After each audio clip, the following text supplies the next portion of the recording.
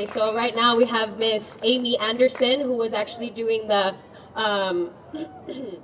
sign language upfront, the interpreter in the very beginning. So she's going to be speaking up. So just go ahead and give her a huge round of applause. She is the 2018 New Jersey Teacher of the Year, Teacher of American Sign Language, and the Teacher of the Deaf.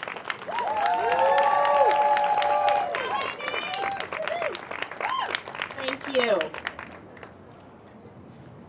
Teachers teach children, not subjects, not courses, not curriculum maps, children. In A111, I teach American Sign Language to 176 hearing high school children.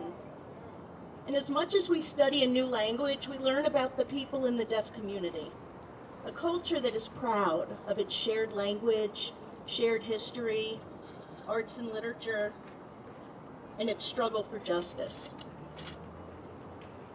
My students learn through experiences with members of the deaf community that this community is not a disabled group, but a vibrant culture, and many leave A111 to become allies within the deaf community. My students inspire me to be better for them, to give them more today than I gave them yesterday.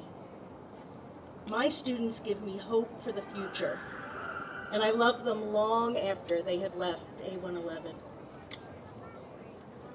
I teach American Sign Language as a world language, not history, not English, not a political discussion class.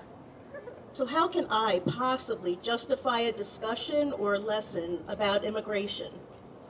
Why would I share the stories of children being torn from their families, locked up like criminals in detention centers all over our country?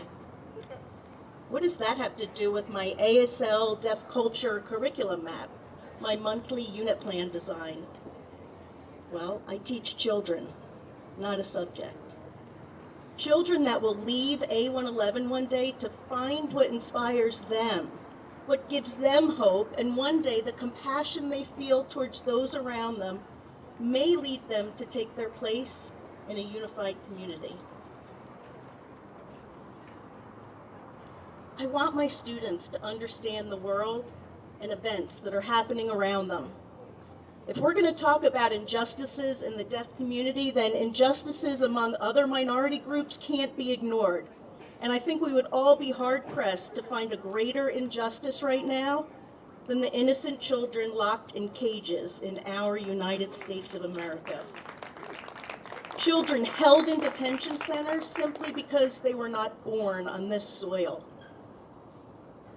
Every year I include a song translation project to help my students understand the grammatical structure and semantics behind American Sign Language, how the meaning is crucial to the interpretation. This year I added a new layer to the project with a focus on social justice, not only in the deaf community, but in the world around us.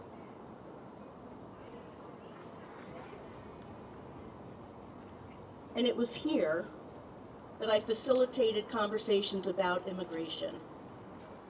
In A111, we had complex conversations, and then every student selected a song based on a connection they found in the lyrics to social justice. And this is when the magic happened. A student who had been called names due to her sexuality stood up and signed a song about not having to change who you are to get to heaven.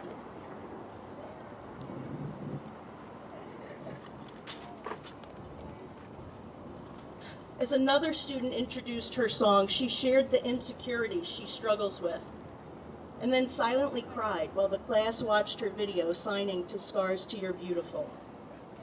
Our discussions about justice continued throughout the 2 weeks we worked together on this project. And some students learned for the first time what is happening here in El Paso with our children. In A111, I promote compassion and hope, that when students develop empathy for the deaf community, it will help them apply that to other minority groups. As educators, parents, family, friends, and human beings, we need to work together collectively across the nation so that default becomes embracing diversity, not rejecting those who are different. This week I shared with some students that I was getting ready to take a trip to Texas and the important work I was joining fellow Teachers of the Year and fellow advocates to do. I explained we were taking a stand for children locked in cages, children wondering if they will see their parents again, children sleeping with foil blankets. I have one Latino student, 1 out of 176. He has never stopped by my room at the end of the day on his way to the bus, but on Friday he did. On Friday, he came to wish me luck and tell me he would be watching us all on the news. Most of all, he came to say thank you for what I was about to do. He's been my student since September, and maybe it took this lesson for him to see how much I believe in him and truly care. I know you are watching. Please know I have always cared, and I believe in you.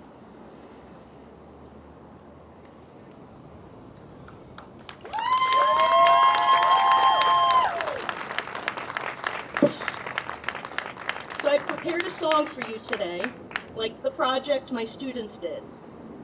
This song speaks to the children of Tornillo, the children of Homestead, and the more than 11,000, 15,000 children across the country being held in cages. Every child deserves to go to school. Every child deserves to reach their endless potential. And every child deserves to be free.